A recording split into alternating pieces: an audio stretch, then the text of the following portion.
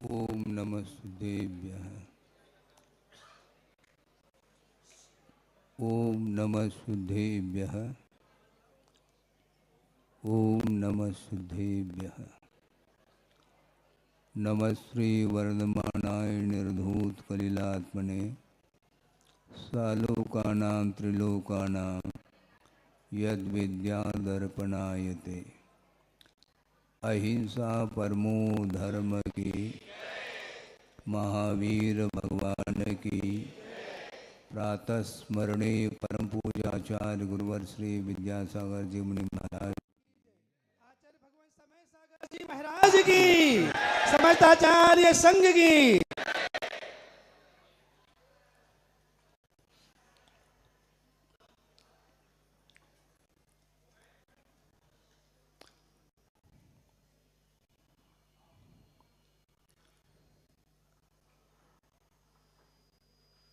एक चुंबकीय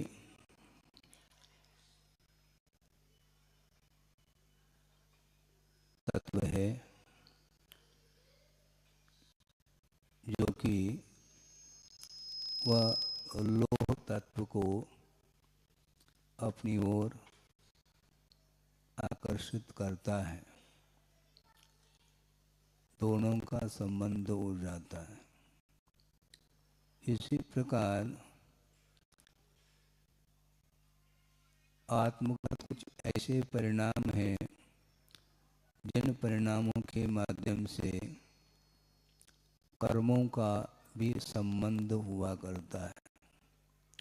कर्म दिखाई नहीं देता, वह विश्वास का विषय बनता है। आत्मगत परिणाम भी देखने में नहीं आते और वह कर्म भी देखने में नहीं आता, किंतु उन दोनों का संबंध हो जाता है। और यह संबंध हुआ नहीं, अनादिकाल से इसका संबंध है। पैड़ी शील सहावो जीवं दानम अनाय संबंधो कनयो वले मलम वा तानत इत्थम स्वयं सिद्धम। स्वयं सिद्ध है। तयो अस्तित्वम स्वयं सिद्धम। शरीर, अंग अर्थात शरीर और जीव, इन दोनों का अपने आप में संबंध अनादिकालीन संबंध है। उस संबंध को तोड़ने के लिए यह पुरुषार्थ किया जा रहा है, मोक्ष पुरुषार्थ। और जो छोड़ने की इच्छा रखता है उसका नाम मुमुक्षु, ऐसा कहा। मोक्तुम इच्छु मुमुक्षु, जो छोड़ने की इच्छा रखता है उसका नाम मुमुक्षु है। और जो जोड़ने की इच्छा रखता है वह बुभुक्षु है। भोक्तुम इच्छु बुभुक्षु, जो भोगने की इच्छा रखता है, पर वस्तु के साथ संबंध रखने की इच्छा रखता है, उसका नाम बुभुक्षु बोला है। आपको क्या बनना है? मुमुक्षु क्या बुभुक्षु है? मुमुक्षु। लेकिन जहाँ से आए हैं वहाँ पर यदि नहीं लौटेंगे तो मुमुक्षु कहलाएंगे। और लौटना तो है, ये तो क्लियर कट है। हैं? आप लेहरी से आए क्या? रेली पटनागंज हैं, कोई कलकत्ता से भी आए हैं, दूर दूर से आए हैं। सतना। हाँ, लेकिन गुरुदेव ने ये कहा था, प्रथम बार प्रवेश किया था सतना नगर में, और प्रवचन में उन्होंने ये कहा कि सतना, हाँ, सतना वह सत नहीं है, हाँ, नश्वर है। क्षेत्र के अपेक्षा से भी संबंध जोड़ता है, द्रव्य के अपेक्षा से संबंध जोड़ देता है, काल के अपेक्षा से भी संबंध जोड़ता है। ये जोड़ता है, हर चीज के साथ संबंध जोड़ता है। काल के साथ कैसा संबंध जोड़ता है महाराज? है? आज मेरा जन्मदिन है, अवतरण दिवस। वो शब्द बदल गए हैं, बात वो ही है, क्योंकि महाराज जन्म दिवस का निषेध करते हैं, तो अब जन्म शब्द को हटा करके अवतरण दिवस है। अवतरण का अर्थ भी जन्म ही होता है। तो काल के साथ भी संबंध जोड़ देता है, और क्षेत्र के साथ भी संबंध जोड़ देता है। जोड़ता है कि नहीं?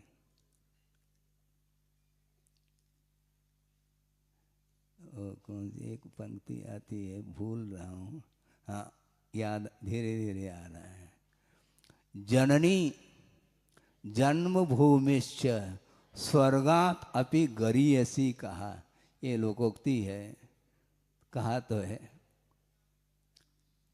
जननी अर्थात माँ, और जन्मभूमि जहाँ पर जन्म हुआ है, ये दोनों स्वर्ग से भी श्रेष्ठ है, ऐसा बोलते हैं। इसीलिए जन्म क्षेत्र के प्रति भी अटैचमेंट है, काल के प्रति भी है, द्रव्य के प्रति तो है ही। ये जो संबंध है, ये संबंध भयानक है। इसी को बोलते हैं राग, बोलते हैं ये। और किसी एक वस्तु के प्रति राग है तो निश्चित रूप से उसके प्रतिपक्ष जो तत्व है उसके प्रति द्वेष अपने आप शुद्ध हो जाता है। आप छाया में बैठे तो छाया के प्रति राग है, इसे स्पष्ट है धूप के प्रति द्वेष है। यदि धूप के प्रति द्वेष नहीं है तो छाया में क्यों बैठे? छाया के प्रति राग क्यों है? राग है तो वहाँ पर निश्चित रूप से किसी वस्तु के प्रति द्वेष शुद्ध हो जाता है। आपको मीठा पसंद है? तो कड़वा पसंद नहीं है। अपने आप पारिशेष न्याय इसी को बोलते। पारिशेष न्याय से यह सिद्ध हो जाता है कड़वी चीज़ आपको पसंद नहीं है। कभी कभी कड़वी भी पसंद आती है, करेला वगैरह समय पर। लेकिन प्राय करके अब ये देख लो, एक ग्लास जूस दिया है, लेकिन कौन सा है? नीम का। नीम जिसके सेवन से रक्त शुद्ध होता है, इस प्रकार वैद्यों का कहना है। तो आप जिस प्रकार गन्ने का रस पीते हैं उस प्रकार नीम का रस आप पीते हैं क्या? पीना पड़ रहा है महाराज, मतलब पीना अलग है और पीना पड़ रहा है ये अलग है। पीने की इच्छा नहीं है, बिना मन के जल्दी जल्दी पी लेता है वो, लेकिन गन्ने का रस लेते हुए पीता है। उसमें रस आ रहा है, रस में भी रस आता है, इसलिए जल्दी जल्दी नहीं पीता वो। पानी जिस प्रकार पी लेते हैं, समय लगाता है, स्वाद लेता लेता वह पी लेता है। तो इसी को बोलते हैं राग और द्वेष। एक अपने लिए जो अभिष्ट वस्तु है उसके प्रति राग हुए बिना नहीं रहता, और जो अपने लिए जो अभिष्ट नहीं है उसके प्रति ऑटोमेटिक द्वेष हो जाता है। और एक ही वस्तु कभी कभी राग के लिए कारण है और वही वस्तु कभी कभी द्वेष के लिए कारण। यानी एक ही वस्तु है, वह कभी इष्ट के रूप में और कभी वही अनिष्ट के रूप में। एक ही वस्तु, हाँ एक ही वस्तु। काल का परिवर्तन, काल का परिवर्तन हुआ है। पौष के महीने में सूर्य की किरणें प्रतीक्षा करता है, एक बादल का टुकड़ा वहीं पर बार बार जा रहा है सूर्य के पास। हाथ लंबे होते तो हम हटा देते हैं, ऐसा मन आ सकता है, लेकिन हटा नहीं पाता वो। बार बार बार बार वो बादल के जो टुकड़े हैं वहीं पर जो मंडराते रहते हैं। उस समय धूप अमृत का काम कर रहा है। मिल जाए तो बस 2 मिनट भी मिल जाए, एक कायस्वर्ग सही, हाँ, एक कायस्वर्ग ही सही, वहाँ पर वह धूप सेवन कर लेता है। किंतु जेठ के महीने में सूर्य की किरणें अखरती, वही सूर्य की किरणें उस समय भी है और इस समय। तो इस प्रकार भिन्न भिन्न समय में एक ही वस्तु इष्टानिष्ट की परिकल्पना में वह कारण सिद्ध होता है। इसलिए अपने को संबंध नहीं रखना किसी के प्रति, वह मूर्छा के बिना संबंध हो ही नहीं सकता। ये बात अलग है, धर्मानुराग अलग है, विषयानुराग अलग है, हाँ, लेकिन धर्मानुराग की ओट में विषयानुराग वह बढ़ सकता है। इसलिए धर्मानुराग भी उतना ही रखना चाहिए, क्योंकि उसमें भी निबद्धता ठीक नहीं है। कल कह दिया था, कहा था कल, निबद्धम न इच्छति, वह श्रवण के बीच में भी लगाव नहीं रखना चाहता, क्योंकि जितना प्रयोजन है उतना ही संबंध होता है। इसलिए वह हमारे लिए साधन के रूप में उपस्थित होता है, और उसके साथ यदि अटैच होते चले जाएंगे तो निश्चित रूप से वह साधन नहीं रहा, वह विषय बनता चला जाता है। ज्ञेय और विषय, इन दोनों में जमीन आसमान का अंतर है। ज्ञेय अर्थात जानने योग्य पदार्थ है, और विषय अर्थात ग्रहण करने योग्य पदार्थ माने जाते हैं। निर्वाण लाडू चढ़ाया, वह विषय भी बन सकता है और ज्ञेय भी बन सकता है। श्रवण के लिए वह ज्ञेय बन सकता है, और रागी के लिए वह विषय बनेगा। उसको रोक नहीं पाएंगे आप। वस्तु एक ही है, किंतु जहाँ पर ग्रहण बुद्धि आ जाती है, जहाँ पर राग उपस्थित होता है, विषयानुराग, विषयानुराग का अर्थात विषय के प्रति अनुराग हो गया, तो वस्तु भिन्न भिन्न एंगल से वह पकड़ में आ रहा है। ज्ञेय के दृष्टि से देखेंगे तो किसी भी प्रकार से न प्रतिकार का भाव आएगा, न ग्रहण का भाव आएगा, और जिस समय विषय के रूप में स्वीकार करता है तो बंध प्रारंभ हो जाएगा। रतो बंधदि कम्मम, ऐसा कहा। राग यदि है तो निश्चित रूप से बंध होगा। ज्ञान बंध के लिए कारण नहीं है, राग बंध के लिए कारण है। बंधन से मुक्त होना है तो राग से ऊपर उठने का हमें पुरुषार्थ करना है। समय बहुत अल्प है, फिर भी एक दृष्टांत के माध्यम से इस विषय को स्पष्ट किया जा सकता है। गुरुदेव ने प्रवचन में बात रखी थी और उन्हें यह अनुभव हो चुका था। घटित घटना उन्होंने रखी थी। स्कूल में जब आचार्य महाराज पढ़ते थे उस समय का वह प्रसंग है। स्कूल गए, अकेले थोड़ी गए, मित्र मंडली भी हैं, साथ साथ गए हैं, और स्कूल में सुबह से लेकर के शाम तक अध्ययन अधिक हुआ। फिर लौट रहे हैं घर की ओर, अकेले नहीं, मित्रों के साथ ही घर की ओर लौट रहे हैं, और बीच में गर्मी का दिन था और घर दूर हैं। बीच में एक वृक्ष के नीचे बैठने का मन हो जाता है। सभी मित्रों के साथ बैठ गए। वो वृक्ष कौन सा था? आम का। इसी को अनुक्त ज्ञान बोलते हैं। पेड़ कहा हमने, वह वृक्ष कहा, कौन सा था? आम का था। इमली का भी हो सकता है, लेकिन फिर भी आम का था। वो बैठ गए और बच्चे पत्थर मार रहे हैं, आम खाना है। और आचार्य महाराज भी, विद्याधर वो भी बैठे हैं।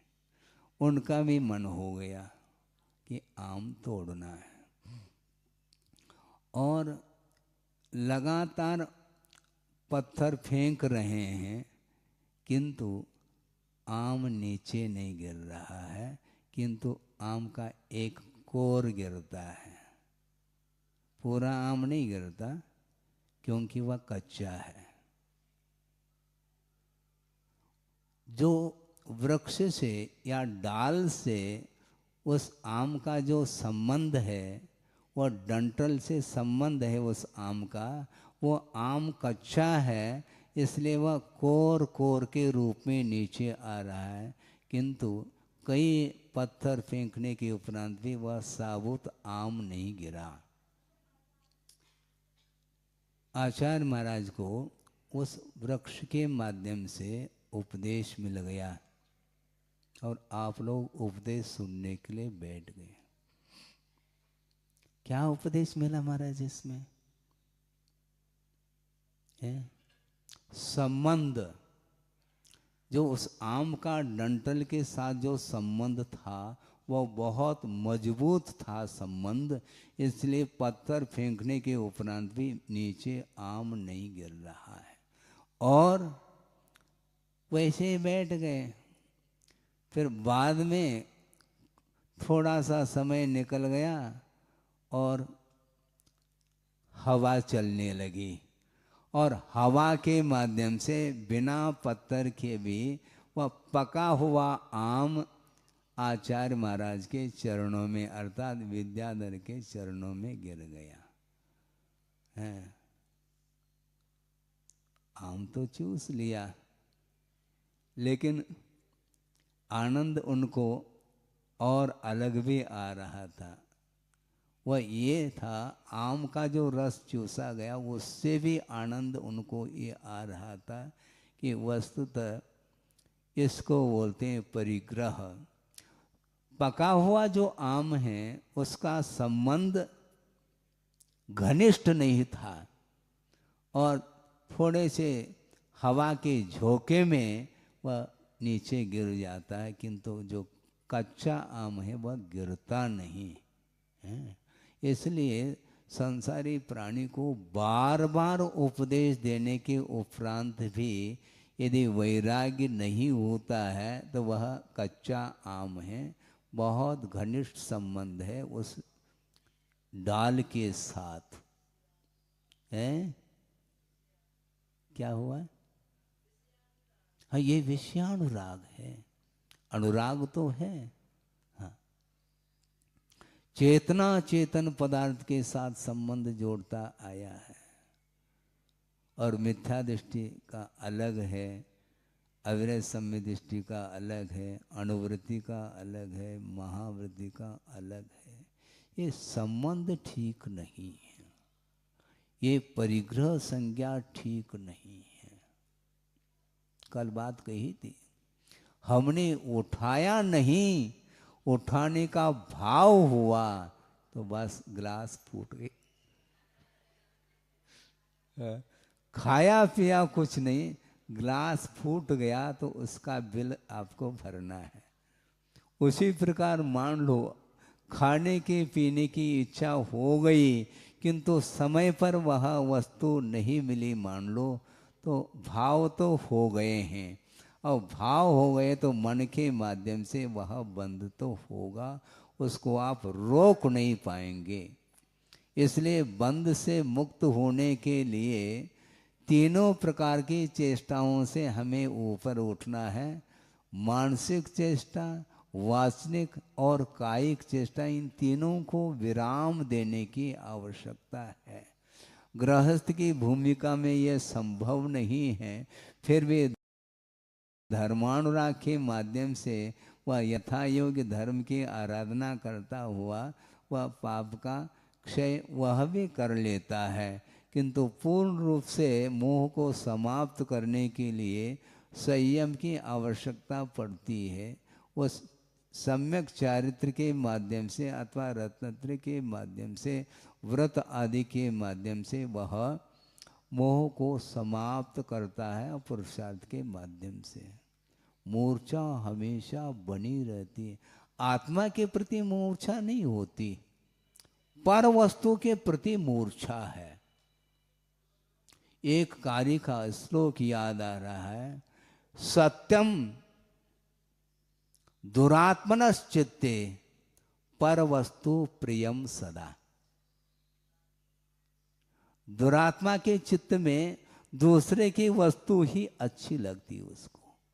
सत्यम दुरात्मनश्चित्ते पर वस्तु प्रियम सदा, रक्तपा पर रक्तस्य पान रक्ता यथा सदा। रक्तपा का अर्थ क्या? रक्तम पिबती इति रक्तपा जोंक बोलते हैं। वो क्या करती है? पर रक्त से पान रक्ता, दूसरे के रक्त को पीने में अनुरक्त है वो। जिस प्रकार, उसी प्रकार दुरात्मनश्चिते पर वस्तु प्रियम सदा, ऐसा कहा है। पर वस्तु अच्छी लगती है, आत्मा अच्छी नहीं लगती, क्योंकि दिखाई नहीं देती महाराज। आत्मा दिखाई कहाँ दे रही है? जो दिखाई देती है वह अच्छी लगती है, इसलिए उस ओर वह आकर्षित हो जाता है। अनंत बार संसारी प्राणी ने पुण्य के उदय में स्वर्ग आदि को उपलब्ध कर लिए और सागरोपम आयु तक उस स्वर्गीय वैभव का उपभोग किया है। इसके बाद भी पुनः पुनः पुनः पुनः वही वस्तु इसको अच्छी लगती है, पर वस्तु। और यहाँ तक कि स्वर्ग के देव भी एक इंद्रिय पर्याय को भी प्राप्त कर लेते हैं, पहले अथवा दूसरे स्वर्ग तक के देव। सागरोपम आयु तक विषयों का उपभोग किया है, इसके उपरांत भी वह वैभव छूट रहा है। उसका वियोग होने को है तो 6 महीने पहले जब माला मुरझाती है तो वह संक्लेश का अनुभव करता है, पर अति संक्लेश के कारण वह एक इंद्रिय आदि पर्याय को प्राप्त कर लेता है। छड़ाला आप लोग पढ़ते हैं, समय सार पढ़ो अथवा न पढ़ो, जो चतुर्गति दुख का वर्णन छड़ाला में मिलता है उसको भी पढ़ लोगे तो आपको पाठ मिल सकता है। लेकिन पाठ तो कर लेते हैं महाराज, पुनः वापस वही घोड़ा वही मैदान। पढ़ लिया, हो गया, 10-5 मिनट पढ़ लिया, बस दिन भर के लिए फुर्सत हो गए। अब अगले दिन हो गया धर्म की आराधना हो गई। क्या हो गई? अनादिकालीन जो संस्कार है, मोहजन्य संस्कार, उनको समाप्त करने के लिए आपको बहुत पुरुषार्थ करना होगा। 1 दिन नहीं, 2 दिन नहीं, 1 भव नहीं, कई भव व्यतीत होते हैं। कई बार यह मन में बात आती है कि देखो, उसी भव से मुक्त होने वाले तीर्थंकर और दीक्षित होने के उपरांत वह साधना में रत हैं, किंतु उन्हें भी 1000 साल लग गए, और अपन 1000 साल लग गए। हम 10 मिनट कर लेते हैं, घड़ी देख लेते हैं कितना समय हुआ। दुकान खोलना, मकान, दुकान चलाना है, तो प्रभु के चरणों में 10 मिनट, और दुकान में वहां घड़ी की आवश्यकता नहीं। हाँ, टिफिन लेकर के आया है लड़का, हाँ, क्या बोल रहा है? बोलने की क्या आवश्यकता है? टिफिन देखो पिताजी, समय हो गया भोजन का। लेकिन वो कहता अभी भोजन की आवश्यकता नहीं, भूख नहीं लगी है, क्योंकि पेट की भूख तो तनक सी है, तन की भूख, किंतु पेट ही भरना है ना, और पेट ही भरना है तो पेट को थोड़ा गौण करना पड़ता है। अभी बहुत सारे ग्राहक लाइन लगी है, इसलिए बाद में देख लेंगे, ठंडा हो जाएगा, होने दो ठंडा। हाँ, क्योंकि नोट गिन रहे हैं ना, गरम गरम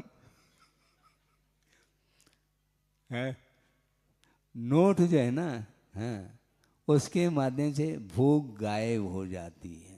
नोट खाते हैं आप? नहीं, नोट तो नहीं खाते महाराज, तो बिना नोट के भी खरीद नहीं सकेंगे ना। तो ये जो लालसा है, ये मूर्छा है। टिफिन टिफिन के प्रति मूर्छा नहीं, क्योंकि टिफिन तो एक आध घंटे के लिए है, फिर टिफिन की आवश्यकता पड़ती है, इसलिए ये आवश्यक है दुकान चलाना। ये सब जो है ना मूर्छा है, आसक्ति है, भवांतर ले जाती है ये आसक्ति। 1000 साल लग गए वृषभनाथ भगवान को निरंतर साधना करते हुए, तब कहीं जाकर के उन्हें केवल ज्ञान उत्पन्न हुआ। 1000 साल क्यों लगा? मोह क्षयात, मोह को क्षय करने के लिए 1000 साल लगा उनको, और बाहुबली को 1 साल लग गया, भरत को तो वृषभनाथ को भी अंतर्मूर्त में ही हुआ है। ध्यान जो है वह अंतर्मूर्त तक ही टिकता है। किसी को भी केवल ज्ञान अभी तक यदि हुआ भी है तो अंतर्मूर्त में ही होता है। उसकी भूमिका के लिए 1000 साल लग गए उन्हें, छठा सातवां वो झूलते रहे। मन को स्थिर करने के लिए बहुत पुरुषार्थ की आवश्यकता पड़ती है। समय आपका हो गया है, तो ये आपने दृष्टांत तो सुन लिया। आचार्य महाराज को वैराग्य हो गया, वह निकल गए। दोबारा फिर जो है ना आम को तोड़ने का भाव नहीं हुआ, उपदेश उन्हें मिल गया। क्यों? ये संबंध का ये परिणाम है, इसलिए इस प्रकार होता है। ये परिग्रह संज्ञा है, आसक्ति, अटैच जिसको बोलते हैं, वो ठीक नहीं, और वो निकल गए। निमित्त बहुत सारे मिल सकते हैं, इससे भी और छोटे छोटे निमित्त मिल सकते हैं ना। कौन से? सिर के बाल सफेद हो गए, एक भी सफेद हो गया तो वैराग्य, और पूरे सफेद ही आ गए फिर उसको काले बनाने में लग गए। वैराग के लिए बहुत सारे कारण हैं। किससे वैराग होगा, इससे क्या प्रयोजन अपन को? वैराग्य होना चाहिए, वैराग्य होना चाहिए। पर वस्तु प्रियम सदा, दूसरे की वस्तु अच्छी लगती है, ये ठीक नहीं। अपनी वस्तु अभी तक अच्छी नहीं लगी, क्योंकि दिखाई नहीं देती वो मन। आत्मा मर मार बार बार आप यही कर, मन से फिर आ गए अपन आत्मा की बात करते, दुकान मकान की तो करते नहीं है। हमें करने की इसलिए आवश्यकता नहीं, क्योंकि मैं कर लूँ तो आप फेल हो सकते हैं, क्योंकि हमने दुकान मकान करी नहीं, उसमें हम फेल है। इसलिए हम दुकान मकान की बात ही नहीं करते हैं, दुकान बंद करने की बात करते हैं हम, और आप बंद करते नहीं। हमेशा दुकान खुली रहे। दुकान, दुकानदार, दो कान वाले हैं। अच्छा, बंद करने को?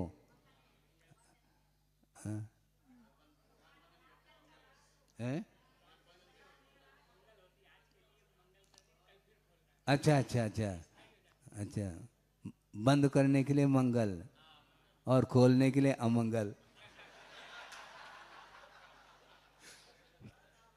है। बढ़ा दो।